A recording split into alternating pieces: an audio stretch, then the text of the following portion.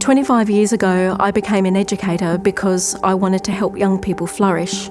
I'm also a mum, and I'd like to think that I've been a children's champion for those who've needed one. A number of years ago, a Year 9 boy under my care completed suicide.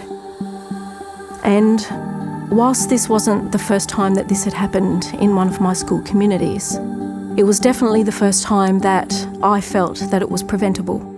And the reason for that is because after this boy died, we had so many students come forward with what we believed was life-saving information. They told us that he'd been bullied and cyberbullied. They told us that he was experiencing family violence, and he was definitely one of those kids who was a target. He was told things every day like, "No one likes you, go kill yourself."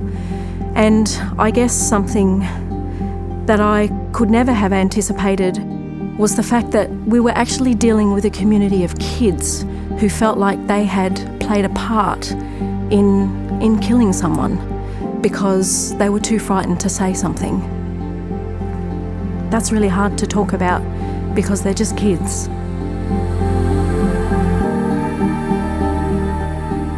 One in 4 students in Australia are bullied every day, and I guess part of the journey for me was realising that there was no point in educating kids if we couldn't protect them from harm, either from themselves or for each other. So I invented Stymie.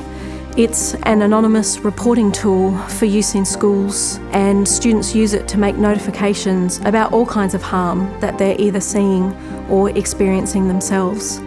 They make reports about self-harm, suicide ideation, family violence, illegal activity, I guess any kind of harm that young people might be facing or seeing or experiencing every day. A big part of what we do is going into schools and talking about empathy and kindness and the courage to say something. This year, we've received more than 40,000 notifications. And sometimes, I guess I think about the fact that there are 40,000 instances at some point this year where maybe they wouldn't have reached out, maybe they would have. Bullying doesn't discriminate. That's something that I've definitely learnt over the last 6 years doing this work. What makes the difference is the courage to say something about it, knowing that if you are seeing somebody othered because of their differences, that kid in your class, that person in your workplace, show them some empathy. Stand by them. When people feel like they're supported, they develop enough courage to speak up. I have the absolute privilege of hearing back from schools and student managers about how Stymie has saved a life. I've had parents come and find me at parent presentations and say that through Stymie they found out that their daughter was self-harming and they had no idea. So I guess the power in the anonymity allows students to be able to start a conversation, possibly a life-saving or a life-changing conversation.